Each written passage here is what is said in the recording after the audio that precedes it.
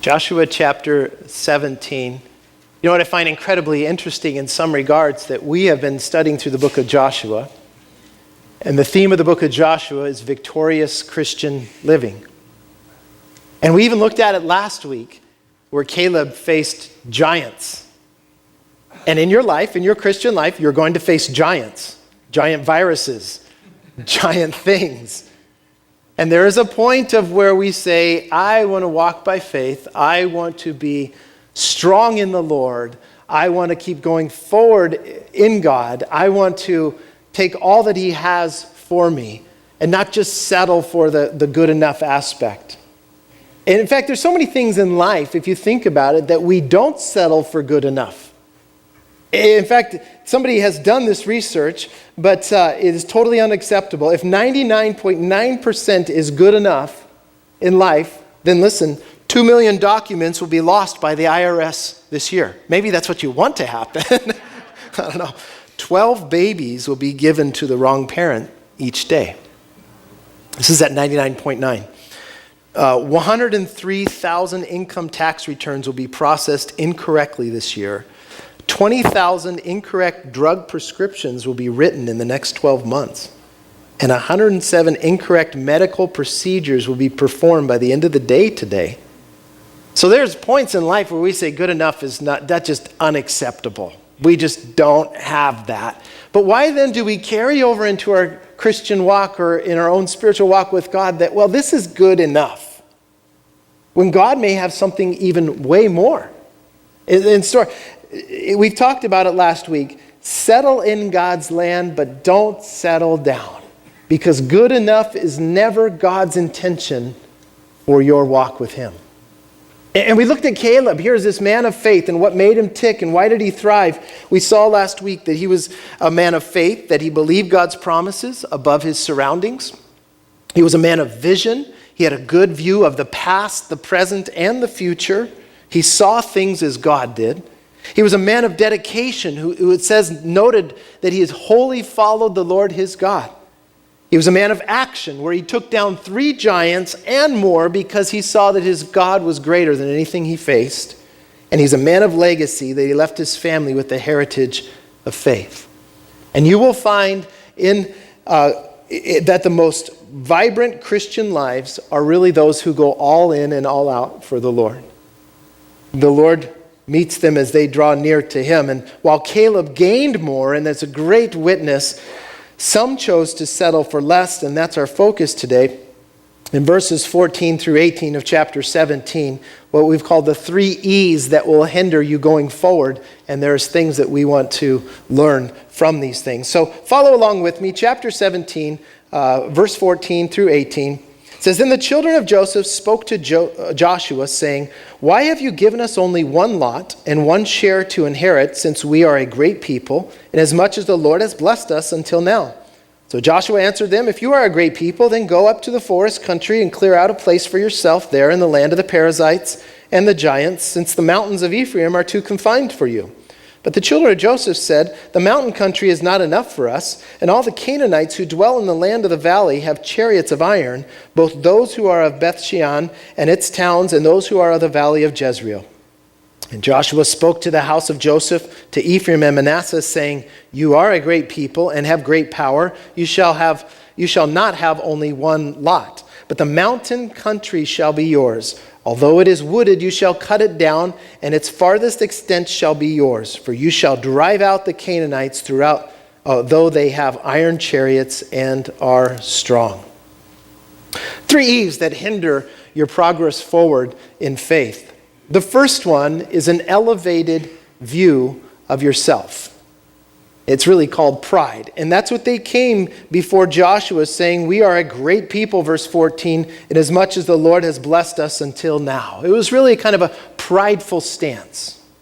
It's been said that Muhammad Ali, that great boxer, that he often touted, I am the greatest, I am the greatest. And one day he was doing that type of shenanigans, sitting on a plane, and the stewardess said to him, Sir, you need to put on your seatbelt. And he said, well, Superman don't need a seatbelt. And she replied, Superman doesn't need a plane. Boom, put him in his place.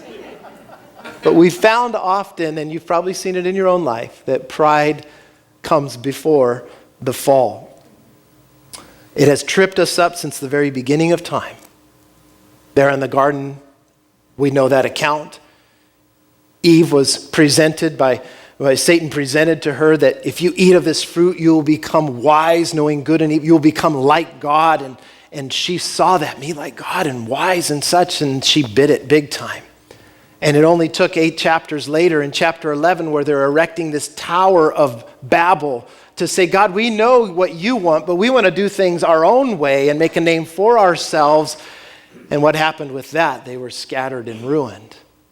And so pride often, it's the same thing. It will ruin us. And we often have the scars from our own prideful ways that we have in ourselves. It's been said by E. Stanley Jones, we grow small trying to be so great. And that's where this tribe was at. Pride not only trips me up, it often ties me down where I begin to blame others for the problems that I'm having in my own life. Think about it again, where they're at, this elevated view. They start complaining in verse 14. Why have you given us only one lot? Why have you, Joshua, given us such a small place to live? It's your fault, Joshua. And yet wasn't it God who determined the lots where they fall? And so often is the case. Often complaints are expressed to whoever is over you. The job, it may be your supervisor, it may be a boss, it may even be, a pastor or whatever. But we come in with this complaining because ultimately we don't like what God's doing in our life. We say things like, hey, you know what, my apartment's too small. I need the penthouse. My car is too old and too small. I need something new and bigger. My job is just not going anywhere, so it's not my fault, it's their fault. And whether it's a boss or a supervisor or a pastor, and my talents are so huge and you're not putting me on stage or whatever it might be, people come up with all kinds of stuff to say it's your fault. And we need to be careful about complaining against God's lot for you in this season. Philippians 2:14 says, do all things without grumbling and complaining. And you know what, to be honest with you, it's something I have to watch in my own life. My kids let me know, my wife lets me know, you're complaining too much. My kids refuse to go through the Taco Bell line. I don't eat that anymore, but I just can't. I get claustrophobic or I get impatient or whatever, and I just go bonkers because, it takes too long. Start complaining, and I have to be careful myself. But you realize that small things, or whatever God's got for you, may be just what you need to walk humbly with God, to trust Him and be an effective witness for whatever's happening in your life right now. Lord, why is this trial happening? Because you need it to lean into the Lord, to let Him work through your life. But here's the reality. It wasn't Joshua's fault or God's fault, as if He gave him too little. It was their fault for living in fear and not taking all that God intended. God had given them some of the most fertile land in all Israel. And as we look back, look at chapter 17, verse 12 and 13. We dig a little deeper and we begin to see where this all came from in their life. It tells us the real story. The children of Manasseh could not drive out the inhabitants of those cities, but the Canaanites were determined to dwell in that land. And it happened when the children of Israel grew strong that they put the Canaanites to forced labor, but did not utterly drive them out. They couldn't drive out the Canaanites because they were determined to live there. And so this tribe settled to say, the battle's too hard. I'll just stay in my little corner. Now we see what's going on. Now we see what's underlying these things. It's been said, if you want more, be faithful with what God has already given you. And in a sense, it's a responsibility. They settle in this corner of ease when God already gave them more land, and then they are complaining for not having enough. So the first E is an elevated view of yourself will keep you from going forward in faith. The second E is an entitlement attitude. Verse 14.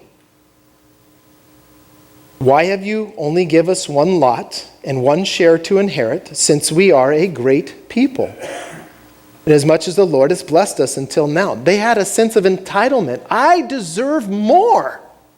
And entitlement is this buzzword of our day, isn't it? It's this buzzword that we all kind of hear now. We want things free. We want things easy. No personal cost to me. Somebody just needs to give me more. And it may be easy, listen, to blame the younger generation for feeling entitled until we look in the mirror and we realize that, well, where did they get that attitude from? It was the Gen Xers and the baby boomers who decided to say, hey, you need a participation trophy. I don't want to hurt your feelings. You're a good, strong, able, you can do anything you set your heart to, little Johnny. You're a superstar. And then they don't understand when they fail why they didn't recognize me as a superstar and I won American Idol. It's crazy. We say, well, look in the mirror and just tell yourself, you're good, you're great. By golly, people like you.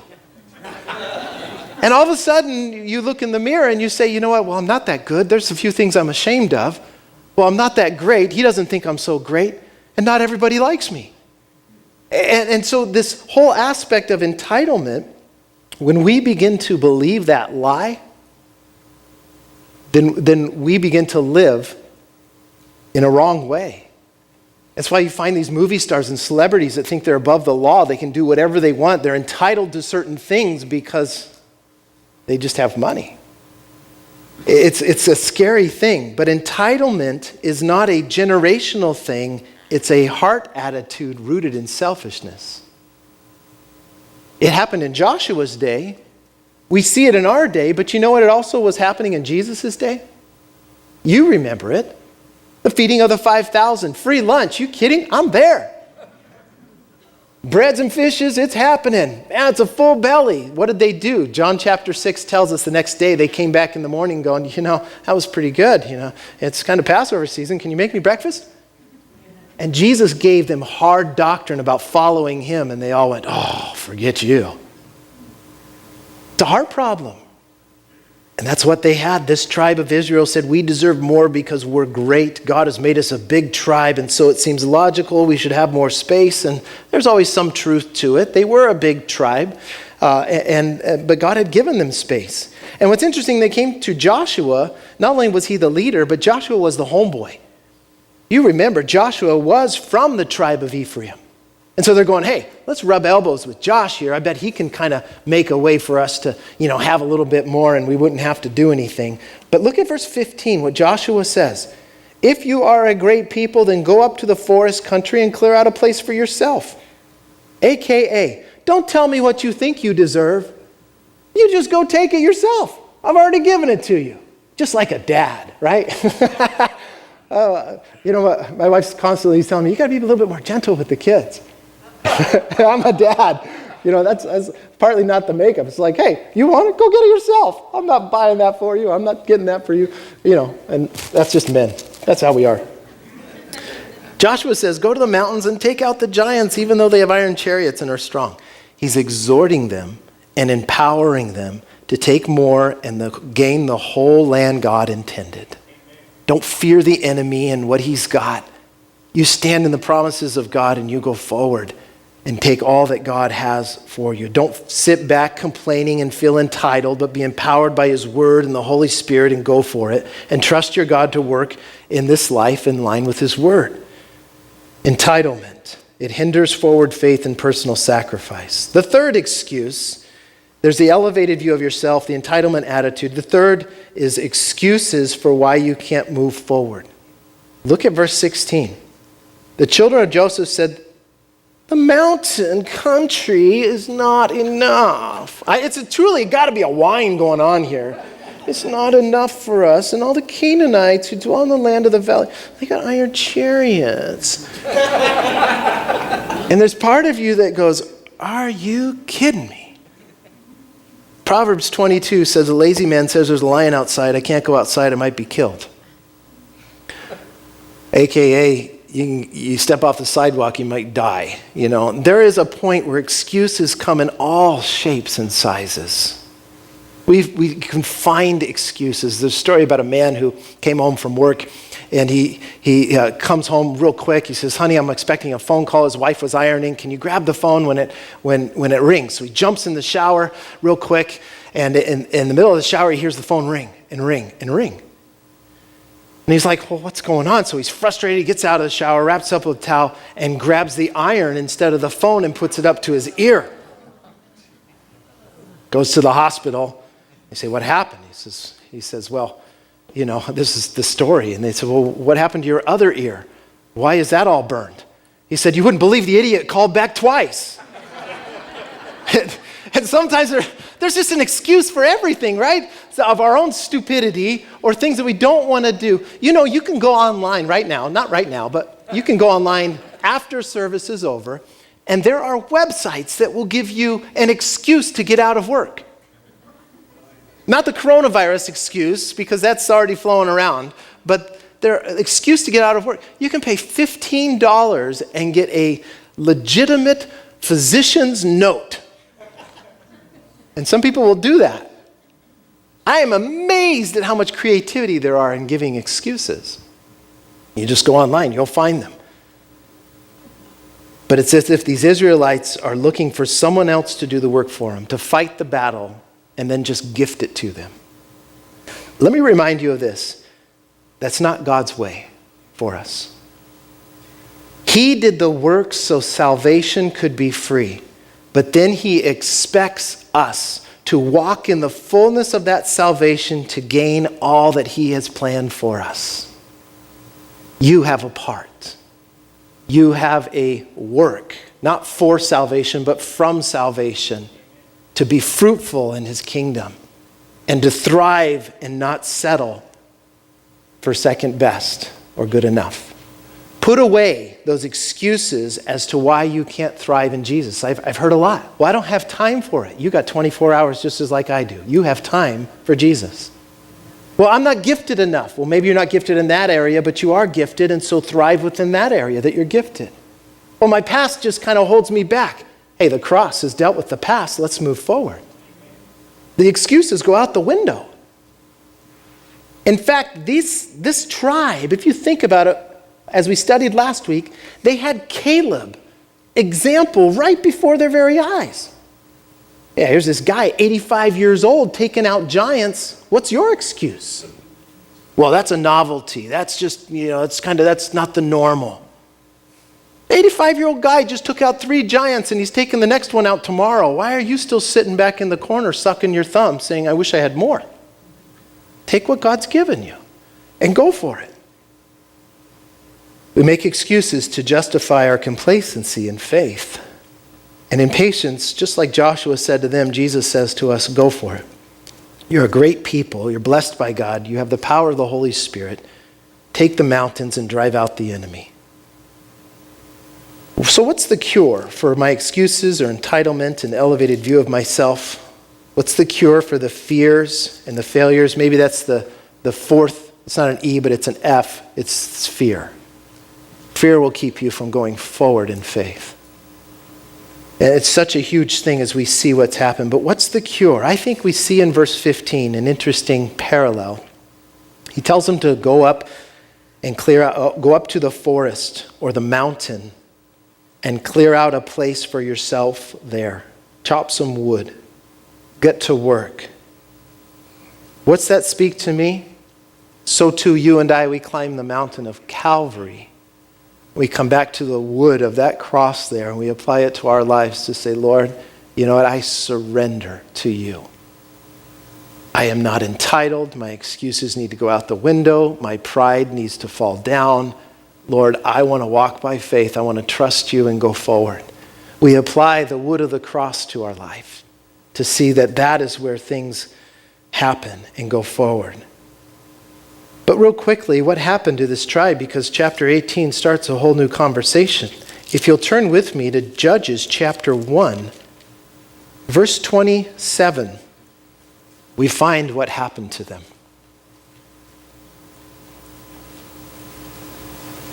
However, Manasseh did not drive out the inhabitants of Beth-shean and its villages, or Taanach and its villages, or the inhabitants of Dor and its villages, or the inhabitants of Ibleam and its villages, or the inhabitants of Megiddo and its villages, for the Canaanites were determined to dwell in that land. And it came to pass when Israel was strong that they put the Canaanites under tribute, but did not completely drive them out. Nor did Ephraim drive out the Canaanites who dwelt in Gezer. Those are real hard to drive out. So the Canaanites dwelt in Gezer among them. What happened? They failed to drive out the enemy. Their fear was bigger than their faith, and they chose to compromise and just play it safe. Let's let them live. We'll tax them and make a little bit of money off of them, and it's all okay. And there is a part within all of us that seems to say, listen, it can be easy to rationalize things. What's the big deal? Can't we all just get along? We can work something out. Why does it have to be so this way? Because number one, God said so. And it was a disobedience to the Lord. And number two, it comes back to bite them in the butt.